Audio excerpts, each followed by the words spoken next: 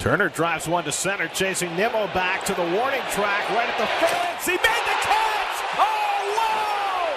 The catch of the year from Brandon Nimmo! He took a home run away from Justin Turner! Wow. Episode 48. Welcome to the Say Hello podcast. My name is Casey Lynn, and I'm joined by my co-host, former Major League pitcher Bill Pulsifer. We have Chris behind the scenes, and we have a show for you today. Before we get into all the stuff that we're going to talk about today, want to say, if you are on YouTube, at Say Hello Media, hit that subscribe button. And of course, if you are an audio listener, wherever you get your podcasts, we are there. Apple, Spotify, Google Chrome, you name it. Say Hello Podcast. So we're everywhere. And before we get into everything, it's been a productive week in Metland. Bill, how are you doing? I'm doing. It's still winter up here. We got snow the other day, and we're looking for more snow tonight, and possibly again on Thursday. Wow. How much? Yeah. Now, when you say snow, are we talking like a foot? No. We got about 4 to 6 inches the other day, and it looks like we're probably going to get about 3 tonight. Okay. It doesn't snow like it used to when I first moved back up to Long Island. We used to be good for a nice almost blizzard once a year, and that hasn't been the case. But this is actually the most snow we've gotten in the last few years out here. Yeah, it's actually good to see. Once in a blue during the winter, nothing crazy. I like it. I like it when it's snowing. I don't like it when it's done snowing. Yeah, I hear you. I'm not a big winter. Although it's crazy. First time in years, I actually driving to go give lessons the other day on Sunrise for all the Long Island people at exit 58. Westbound, there's a hill on the Cloverleaf, and it's the first time I saw kids and families out there sleighing for the first time in a few years. So that was kind of cool to see them out there, because I remember how fun it was to go out and ride the sleds when you were a kid. Yep, absolutely. Fun for the kids.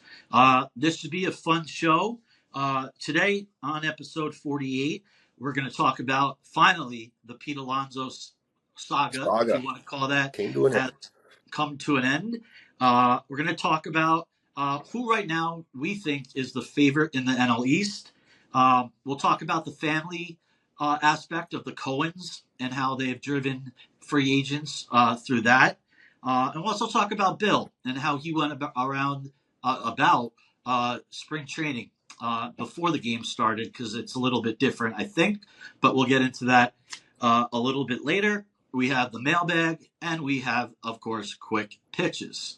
So, as our listeners who are great and listen every week, they know we got to go through number 48 and the uniform numbers that they wore, which was 48. Good list, Bill. I don't know if you looked at it. I did. Not bad. I'll start it off. I'm sure you got some guys on the top of or the tip of your tongue. But I'll start with Randy Myers, who pitched for the Mets wearing number 48 from 85 to 89. He was a part of the 86 World Champion team, but he only pitched in 10 games and 10 innings. First round overall pick, 2.74 ERA for the Mets in 85 games. I don't know if you know this, Bill, but since he didn't pitch a lot, 10 games, the Mets refused to give him a World Series ring. Yeah. That's crazy, because I was with the team, and obviously different regimes. I was with the team in 2000 briefly, not very long, and then got traded to the Diamondbacks, and I actually got a National League Championship ring, which I thought was, I've always appreciated the fact that they did that for me. Yeah. I remember you telling that story. This one was a little bit weird.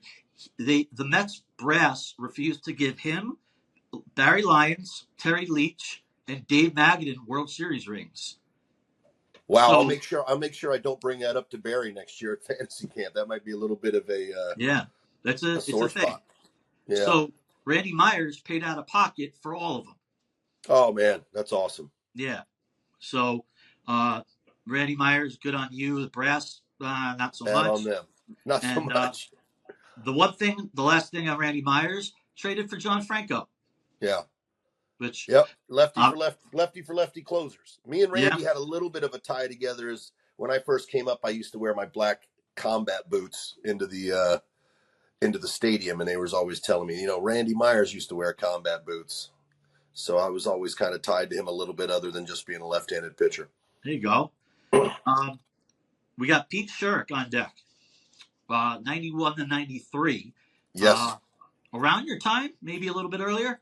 he was right before me, and I grew up as the next Pete Shurik in my hometown area because he was drafted previously before me. He graduated the year before I was a freshman. He was a second-round draft pick with the Mets. And then 4 years later, was a second-round draft pick with the Mets. And I see Pete every year at fantasy camp. And I always remind him that I was supposed to be the next Pete Shurik. And he always reminds me that I never became the next Pete Shurik. Well, you got a lot in common as it is. Yes, we do. Pete's a good guy. And I love the fact that I get to see him at fantasy camp every year. It brings us back. Pete was one of the guys that was on that first group of players that I got to know, and was one of the guys that took me under his wing and would give me cleats, give me gloves when I was a young minor leaguer, had let me stay at his apartment. Oh, wow. Before spring training started, before I had to report to the hotel as a minor leaguer, you weren't allowed to stay off campus. And he was, he was a big league camp / big league player. And then we played again together in Boston. So me and Pete have a long history together. Yes, we do. Staying in his apartment, that's pretty cool. Yeah, he took care of me. Great guy. Good guy. The next guy, you know him well. I'm sure tip of your tongue. We're thinking about Glendon Rush. That's right. Another Another lefty. one. You're friends with him.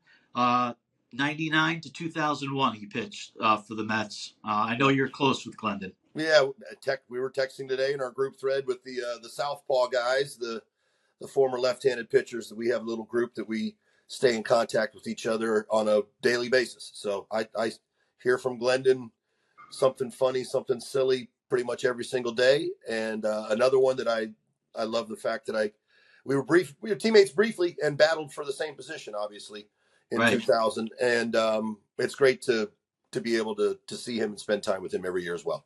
Yeah, Glendon pitched in the World Series for the Mets. Yep. And he had a pretty good career for the Mets, 19 and 23 with 4.30 ERA.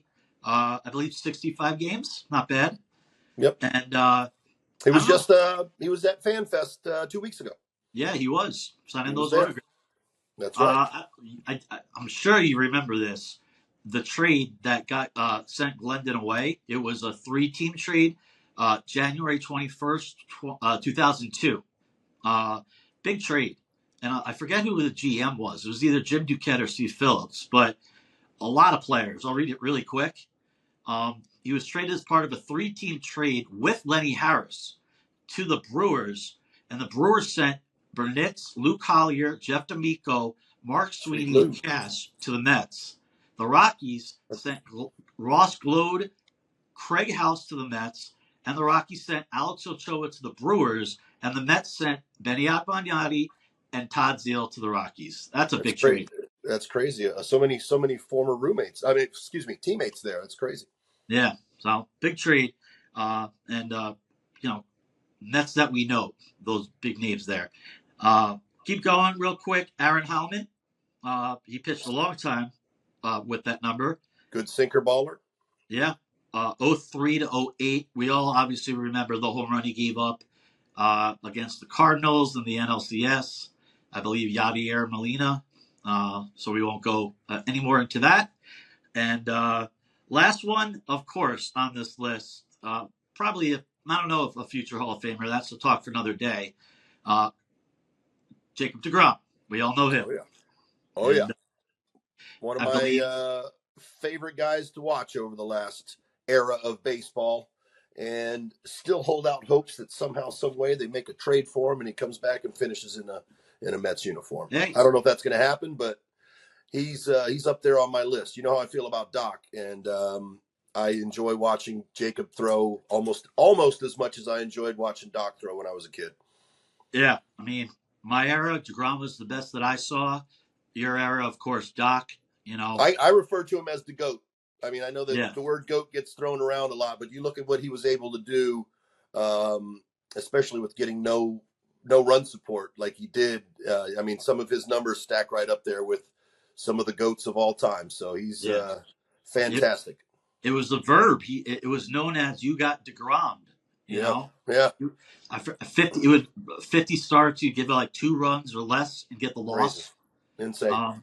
He they so he wore it from his rookie year in 2014 all the way to 2022. Yeah, Uh, nobody's worn it since. Nobody has worn it since.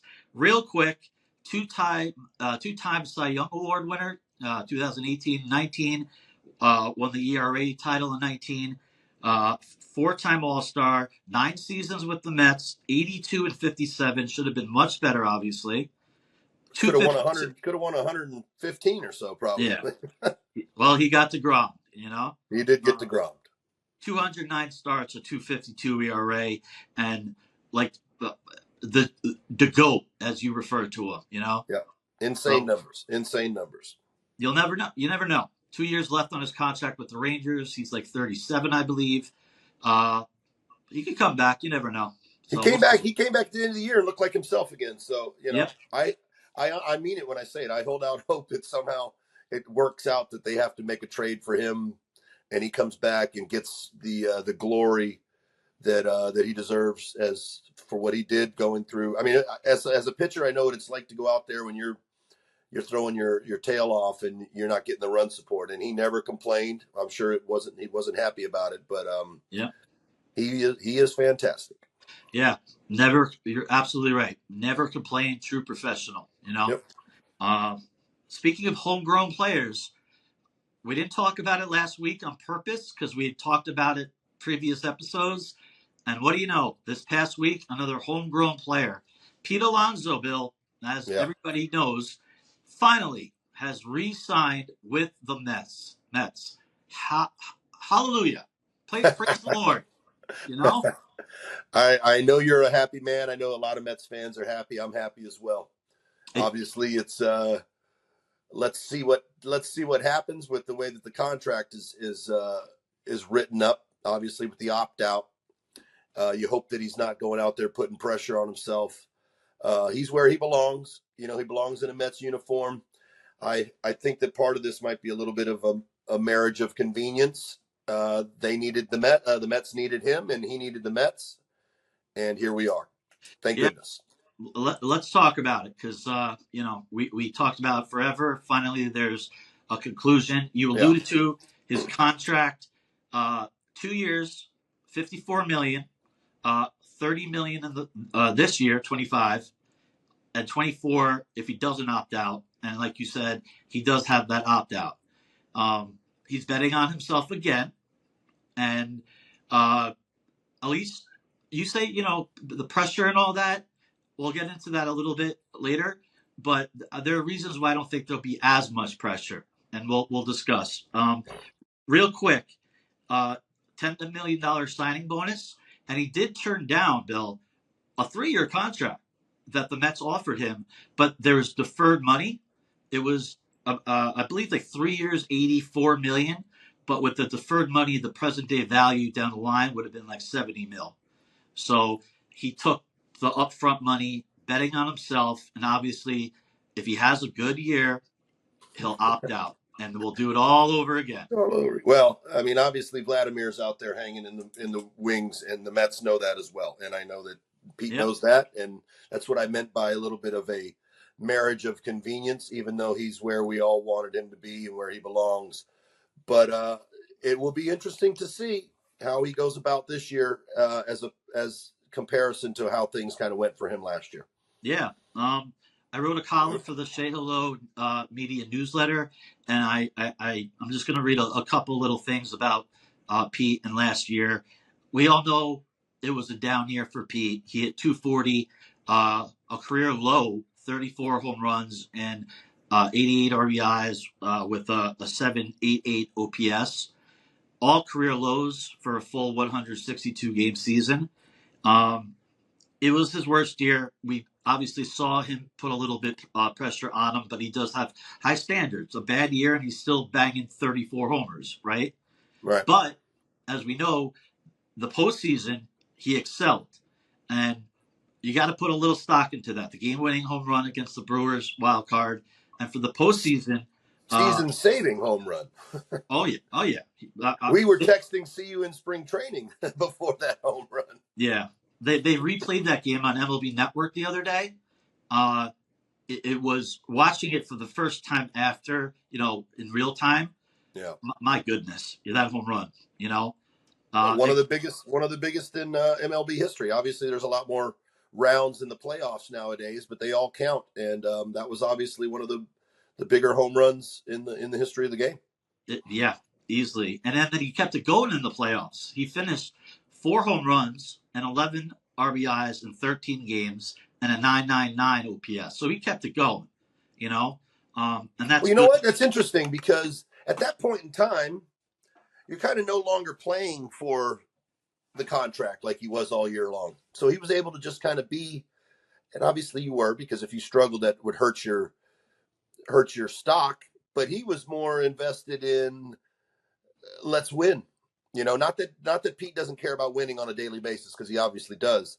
But I think that might say something, where he wasn't worried so much about at bat to at bat, money going up, money going down. He was more really locked in on making sure that he can do the very best for the ball club. Would you agree he was kind of, no pun intended, playing with house money? Like he hit that game-winning home run against Milwaukee, and it easily could have been the last at bat of the year for him and his Mets career. Yeah. Let me ask you this: amazing day. We talked about Steve Cohen's comments, and he kind of left a little bit of a window open with the fans chanting Alonso's name and Steve saying everything that he did, those loud, harsh comments. That was the message. 3 days later, they're talking. It definitely. I would think that everything that went on that day was exactly what they wanted to go on that day. Yeah, I think that we've talked about it, how close they've kept their cards to their chest, to their vest, with everything except for this one situation. And I don't think that was just an emotional outburst. I think that these are calculated people. These are smart professional people. I think that was, if this does happen, we are going to do this, and right. This is why we're going to do this. And I've thought that from the very beginning. That's a great point. They probably planned it, A and B, whatever happens. So whatever happens, we go with this. And I mean, look, this is big time. You're talking $1 billion business.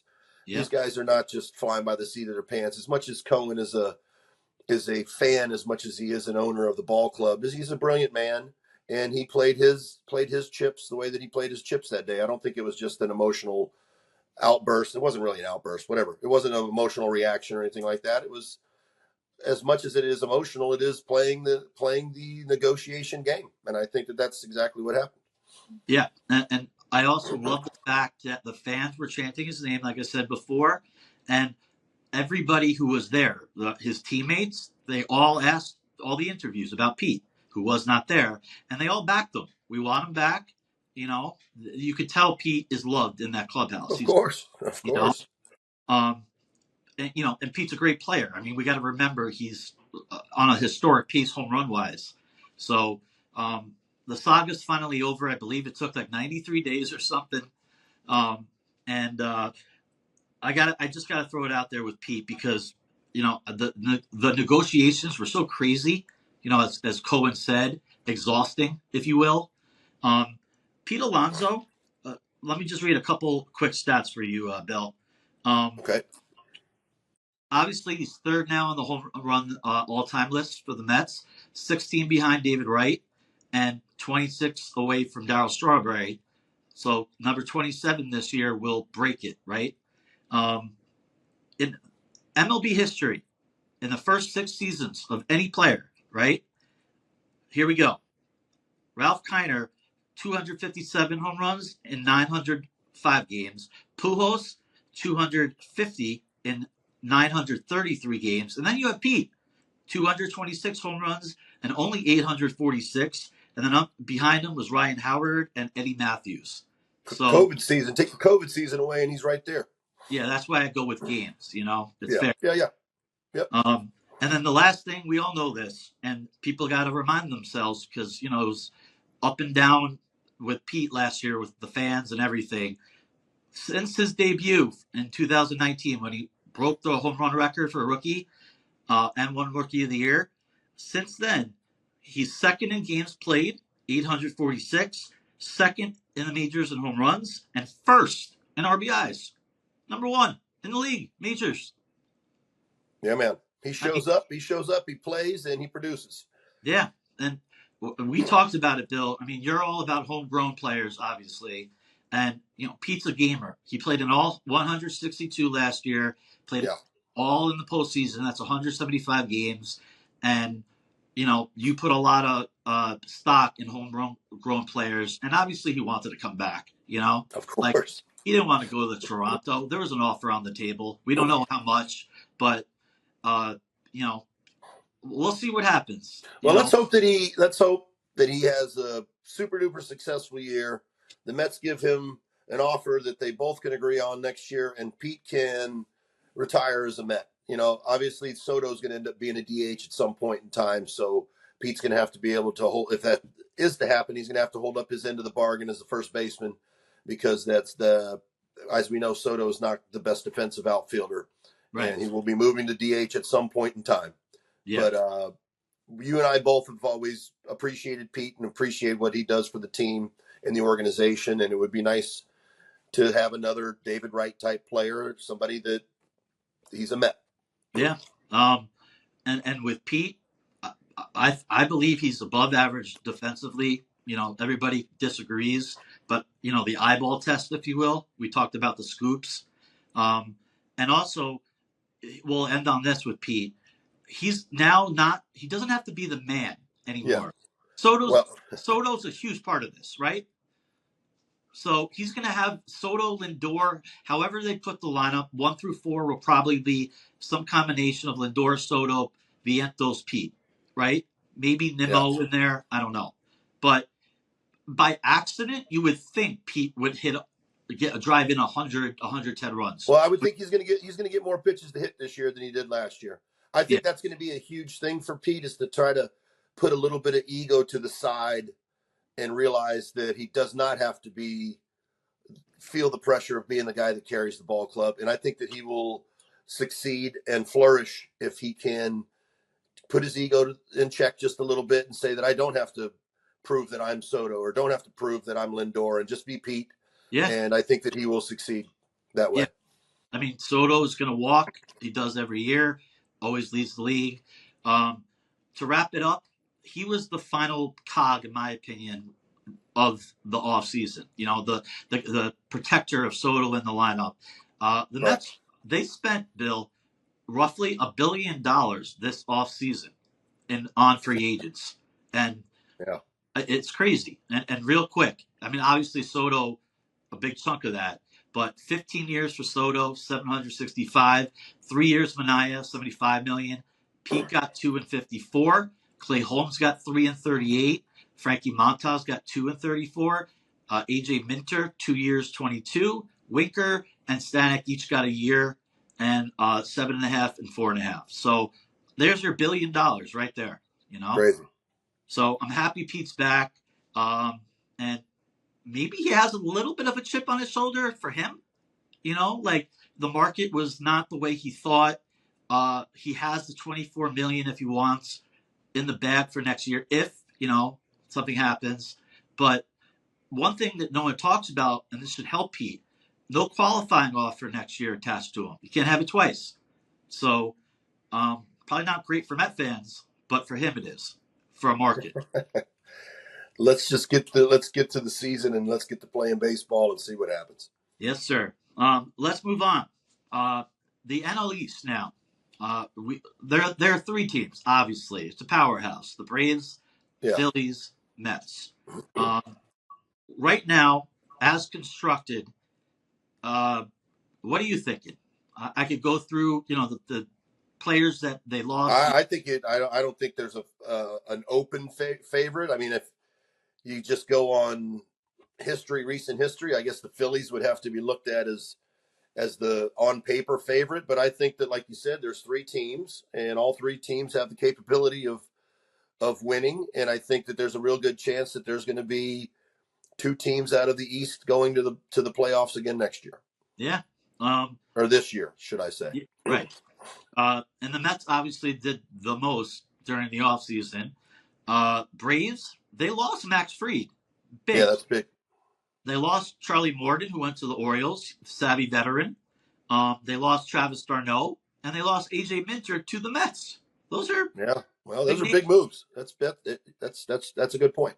They signed Profar, who had a great year for the Padres, so their outfield is great. You got Profar in left, Harris in center, and when Acuna comes back, in right. I'm not sure if he'll be ready. So that's the Braves. Well, they lost some pitching. Strider's coming back as well. Huge. Be interesting to see how he goes that quick. That quick coming off of Tommy John is a little quick. He might be pitching, but he might not be the Spencer Strider we know right away. And I'm not sure if he'll be ready for opening day. I can't see how he's ready for opening day. Yeah. And the Phillies, they lost a lot too. They lost their closer, Carlos Estevez. He went to the Royals. They lost their great setup man, Jeff Hoffman, who went to the Blue Jays. And they added Jesus Luzardo from the Marlins, a starter, when healthy, pitches well. Yeah. But other than that, they really didn't add much. Max Kepler, Jordan Romano used to be a good closer for the Blue Jays, and Joe Ross. So I like the Mets' chances, is what I'm saying. I do too. Yeah. Games have to be played, obviously. Right. But I like, now that you made some of these points and pointed out some of the changes, it definitely bodes well for the Mets. Obviously, the Mets are going to have some questions with what the starting rotation is going to be able to do, but it does bode well for the Mets' chances. Yeah, it really does. It should be a fun season with those three. We alluded to it earlier with the family effect with the Mets and how more than a couple players who signed with the Mets talked about the family aspect, and that is the Cohens, Steve and Alex, and every player. And I have some quotes, and I want to get your take on this as a former major leaguer, how big it is. I'll start with Ryan Stanek. Quote, "The clubhouse and the vibe, the team was good, but they were really welcoming for me and my family, and that was great for me, and it meant a lot." Right? Then you have Clay Holmes, who said, "The family-oriented style and culture was a big reason why I signed." Interesting. Juan Soto, I know you're going to say 765 million reasons, of course, but he was real close in other places too. So it's, Yeah, no. He alluded to it. He just said, the Mets consistently messaging about family opened my eyes to the goals of the organization. And lastly, Sean Manaea. He said everything. Like, he was very open about how, for his family, they were all welcoming. So my question to you, as a former Major League player, and this whole family aspect, which you don't really hear a lot from the other teams, how big is that? Because obviously it's big for these guys. Well, I find it interesting that Clay Holmes and Soto both had something to say about it, coming from the team across town, and the reported issues supposedly with some of the family in Soto before he signed with the Mets, with what had gone on with the Yankees and his relationship with the ownership there, or lack thereof. So obviously, as a Major League Baseball player, it's very stressful just to be able to have to go out there and play and to perform under the pressure that you have to perform, to be able to stay there and succeed. Being able to feel comfortable and being able to feel wanted is huge. To be able to feel comfortable coming in there every day. And when you do see the owner, you do see the general manager, it's not a animosity type thing where you're like, I'm not sure what these people think of me or anything like that. You kind of know by the way that they treat you and the way that they treat your family, that you are cared for and you are a part of the organization, a part of the family, and not just a number. Where a lot of teams, it does kind of feel that way. So that's a great job by the Cohens doing that. Obviously, what they've done with bringing in the alumni and being more in tune and in touch with the former players and what it means to be a Met. I think that they do a great job, and the players and the free agents now are echoing those exact sentiments. Yeah. And I actually forgot Jesse Winker too. He said the same thing, you know? Well, So, obviously the clubhouse vibe was tremendous last year. One of the best stories in all of baseball. I mean, yeah. obviously the Dodgers, you watch them play, you could tell they're a very close knit group of guys as well. The Phillies, same thing, close knit group of guys all pulling for each other, and that means something. That definitely means something. You know, obviously there's probably been teams that have been successful in the past that guys didn't get along great necessarily, but I think as we've moved further and further into nowadays, I think it means even more the guys being able to get along with each other and pull for each other. And that was my biggest thing about the team last year, was how everybody played for the next guy, much more than it seemed like they were playing for themselves. Yeah. You got to give a lot of credit to Alex Cohen, who, Yeah, she was at the forefront of all this. she's like the team mom. Really, they call her the queen, I guess, Queen mom. And also we know this as Met fans.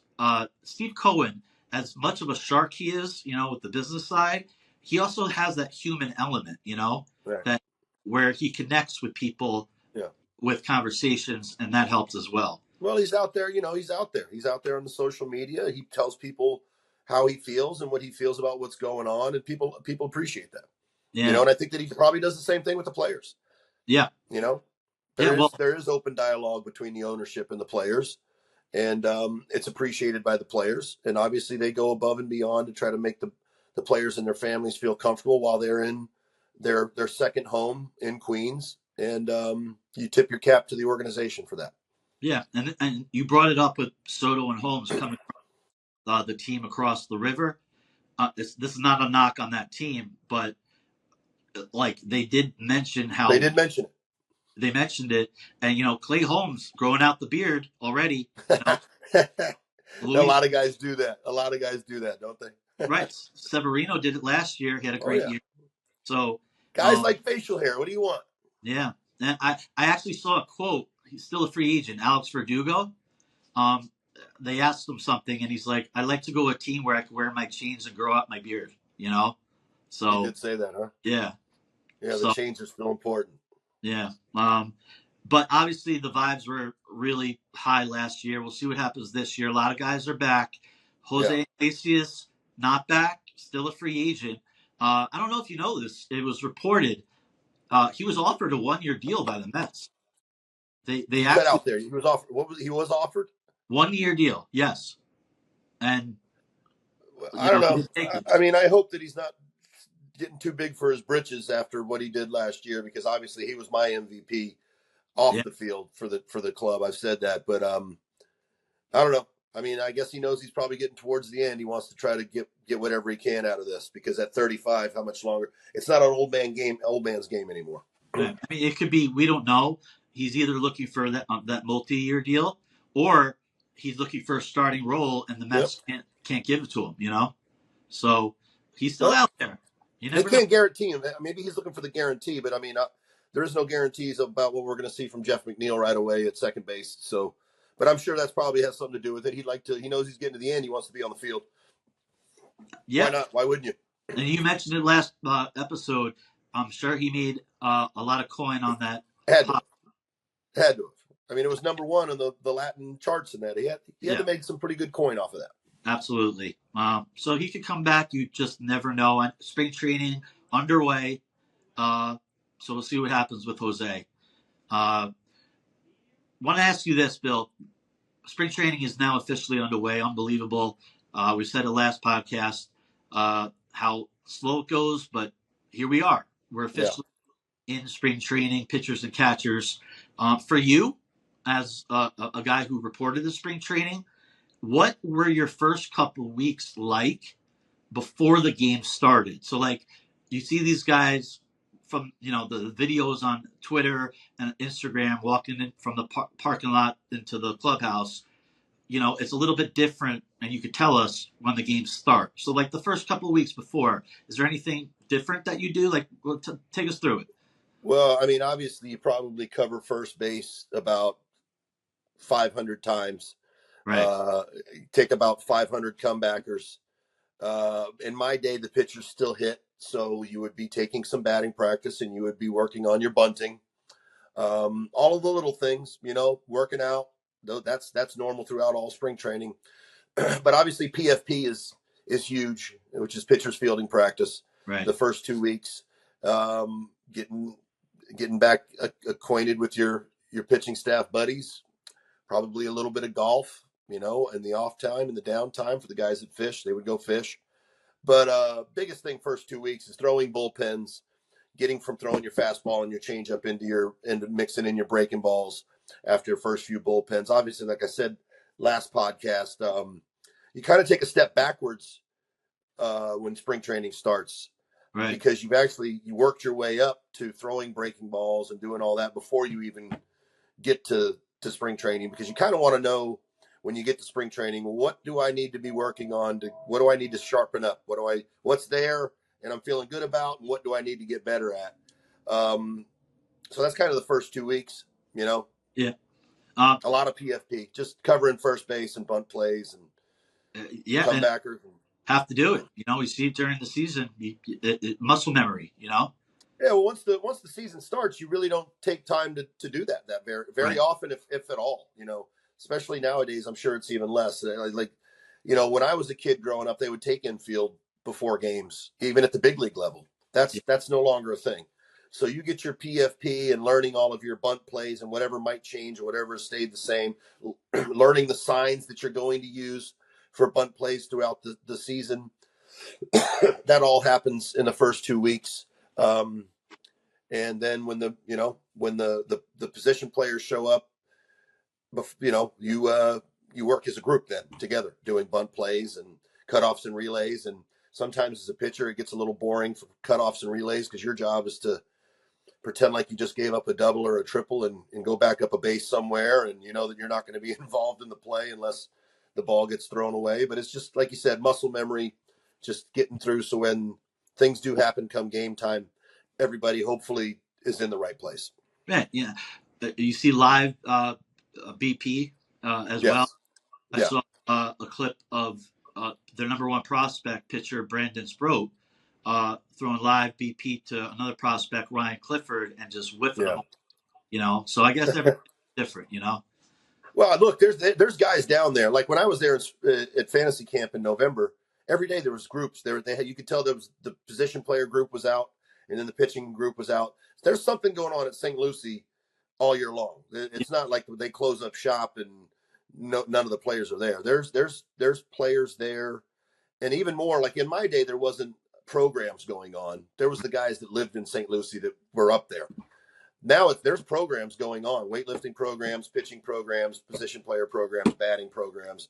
That stuff is going on in a yearly basis now. Yeah, and you mentioned it just earlier. A couple of position players have already reported earlier. Nimmo has been there for a month. I believe he lives in Port St. Lucie now. He's been there for a long time. And then Dor showed up first day that pitchers and catchers did, and I like to see that as the leader. That's leadership. So before we get to the mailbag, I just want to ask you this about spring trading.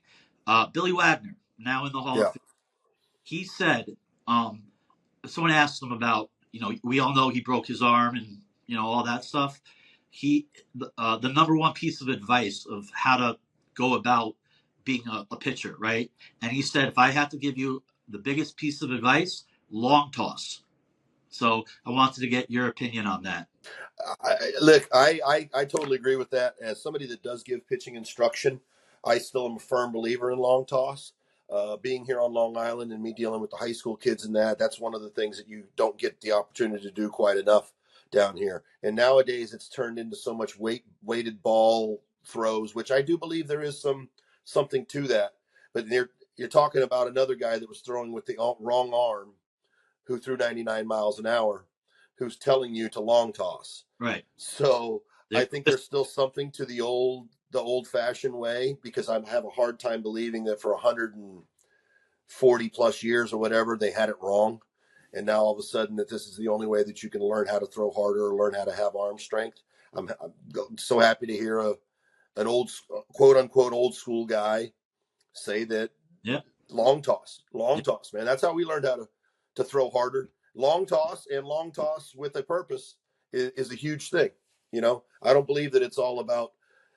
I say this all the time with the guys that I work with that are worried about velocity, and the big thing now is like you have to pinch your scaps together and do this and do that because they analyze Aroldis Chapman's throwing motion. And I say to these guys, I say, you want to know how many times that Aroldis Chapman thought about pinching his scaps together in order to throw his 100+ mile an hour fastball? And the answer is 0 times. Yeah. So these guys that want to teach move this way and move this way and you'll be able to throw 100 miles an hour, that's utter nonsense. So obviously I agree with Billy that long toss is integral. Thought you would. Mailbag. It is time for the mailbag. If you're new to the show, if you're not, Shay_hello. We throw it out there on X, Twitter. We invite you to ask us questions. We answer them live on the podcast. We'll start right now. I got a quick question before we start. Yeah. Will we be venturing into blue sky at some point in time? I don't know. I never thought about it, actually. I think it's something we might need to think about. Yeah, especially for the mailbag, Yes, for the mailbag. Yeah. All right. Yeah, definitely we could talk about it. For the mailbag today, we have Jeff Cohen, big fan of the show.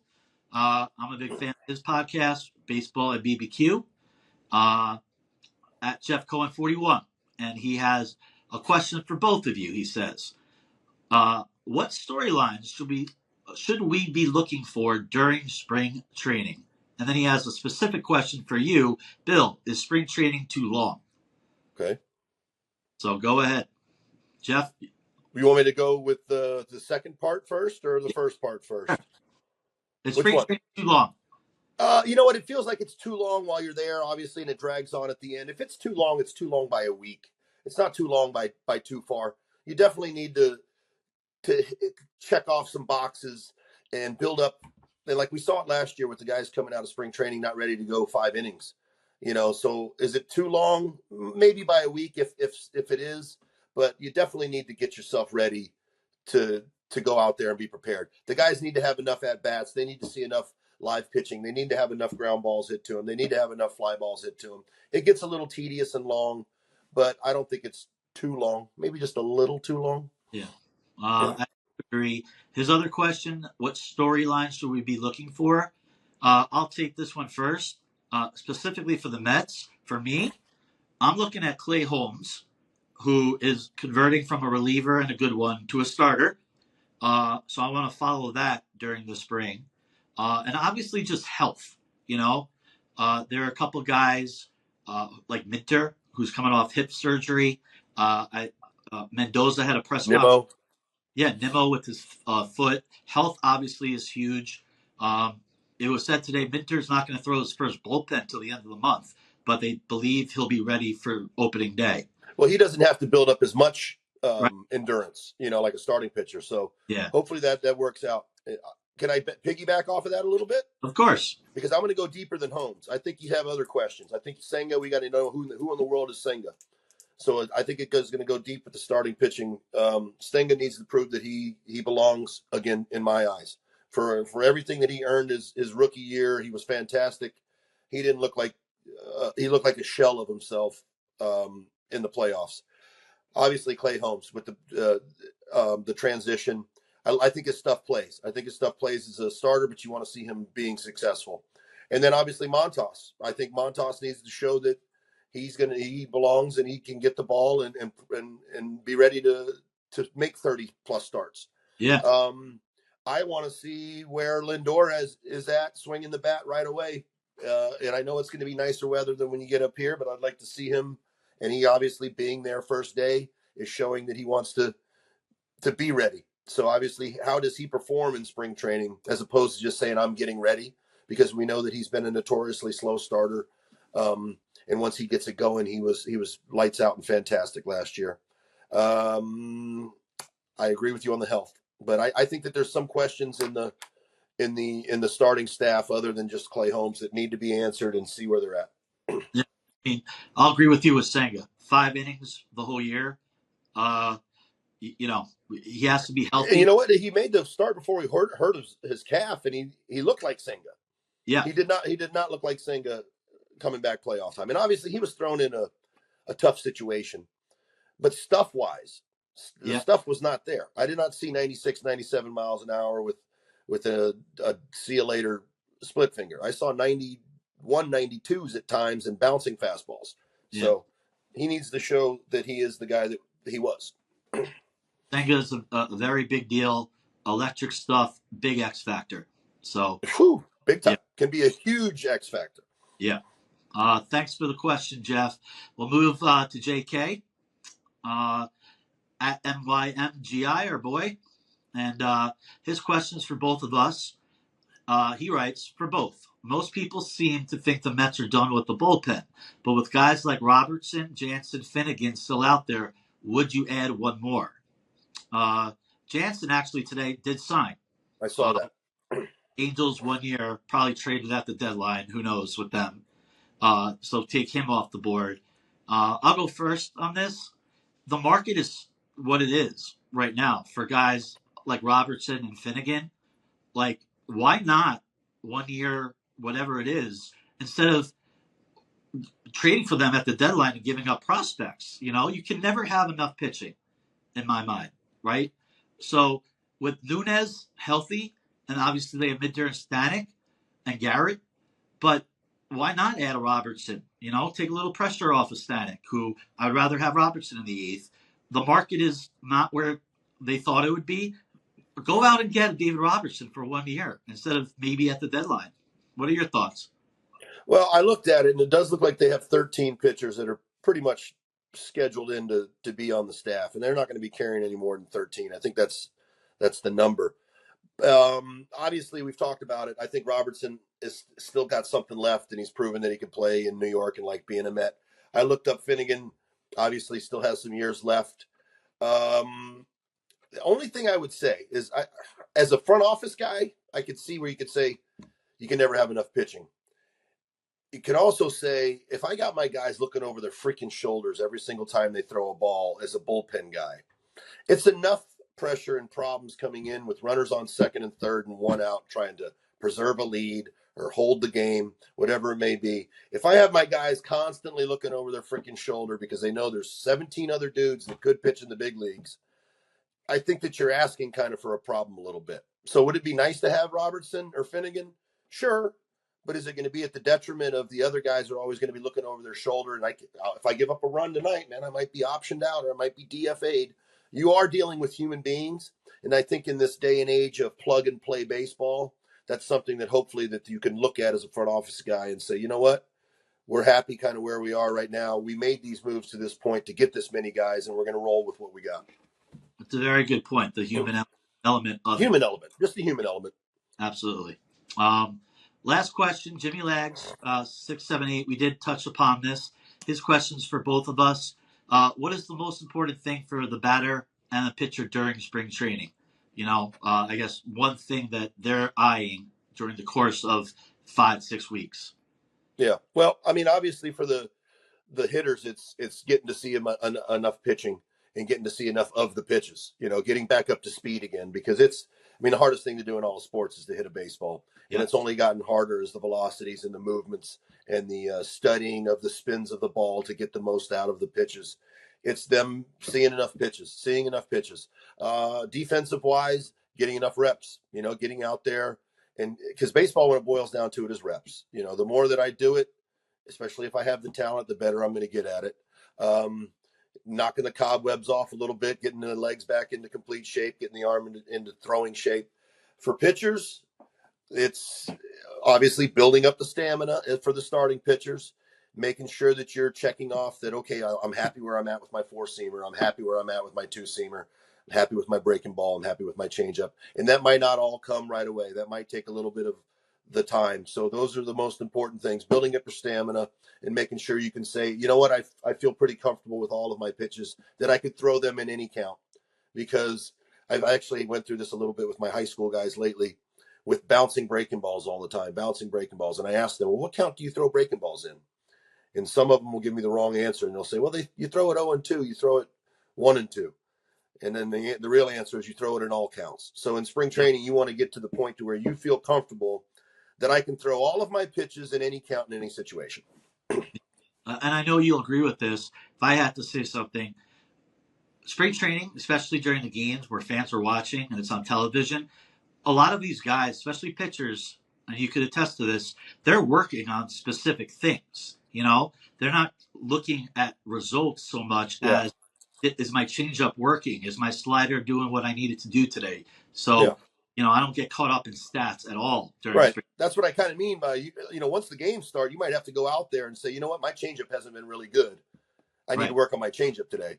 And you might end up having a poor outing or not your best outing because you got knocked around on a changeup or you fell behind an account because you were throwing it too many times. But you got to get to the point to where you feel comfortable to throw those pitches, and that's your opportunity to do it before it really counts.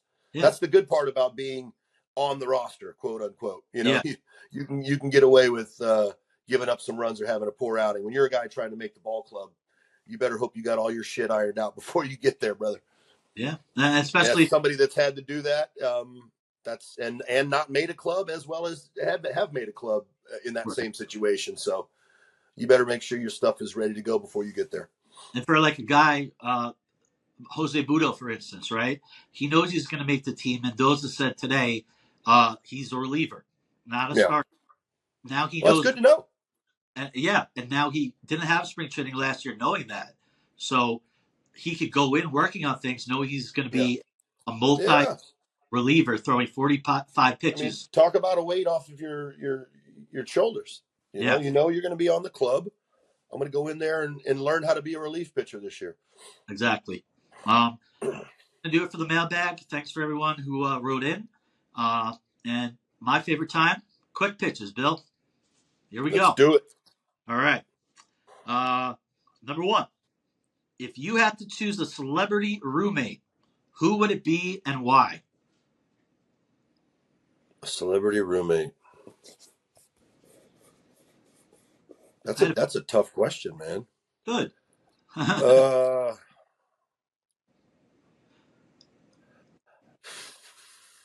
I had a guy in mind that I thought you were going to say. Well, look, I'm going between either Will Ferrell or Jim Carrey, just because that you would be able to get some really good laughs. And I love laughing and love comedy and love trying to be funny. So I would say one of those two guys, just because I know that they would have me laughing. Yeah, I thought you were going to say Will Ferrell. Yeah, I was hemming and hawing between Will and Jim Carrey because I know Jim Carrey would be. He'd be pretty goofy too, but I guess I've always went with Will, so we'll go with Will because he had a roommate in Step Brothers, and that was a pretty good 1-2 combo for roommates there. There you go. Number two, what is your favorite way to spend a weekend? Really, man, I don't go out and do a bunch of crazy shit, man. Just chilling, maybe cutting the grass. If it's nice out, I enjoy cutting the grass. We know that I enjoy my little video games. I used to, spend a lot of the weekends doing the travel ball thing and going and watching my kids play, but nothing special. I don't go jump on a boat or go to the beach, or I'm not a beach guy, anything like that. Just chilling, cut the grass, clean the yard up a little bit. We're no longer spring chickens. No, boring old man shit now. There you go. Last one. What is your all-time go-to sandwich and why? Man, you know what? I'm going to say this, and it's not one that I make at home. If I was going to say I make it at home, it's going to be something different.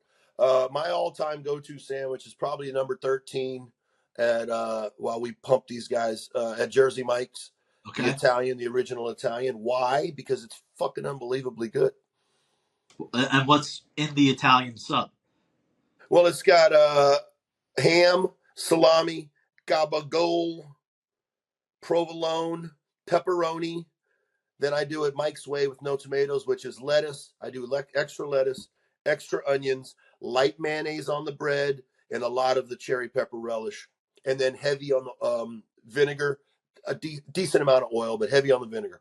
Now we're talking. We got into the deep end of it. And what's funny is as you say, what do I enjoy on the weekend? Usually I'll stop on the weekend after I give pitching lessons during the wintertime, and I'll hit up Jersey Mike's, and that'll be my order. I like it. That sounds delicious. So it is delicious. It's fantastic.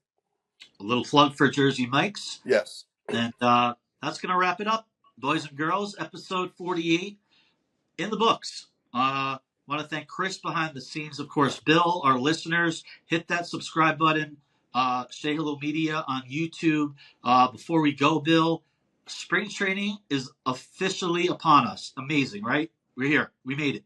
It is amazing. It doesn't seem like it outside when I look out at the snow, but it's nice to know that baseball season is right around the corner. Yeah. Should be a fun time. Good couple of weeks ahead of us. And we'll have a lot to talk about in the next couple episodes as they report to Port St. Lucie, your favorite place on earth. So, right. For Chris and Bill Pulsifer, my name is Casey Lynn, saying so long from the Say Hello podcast.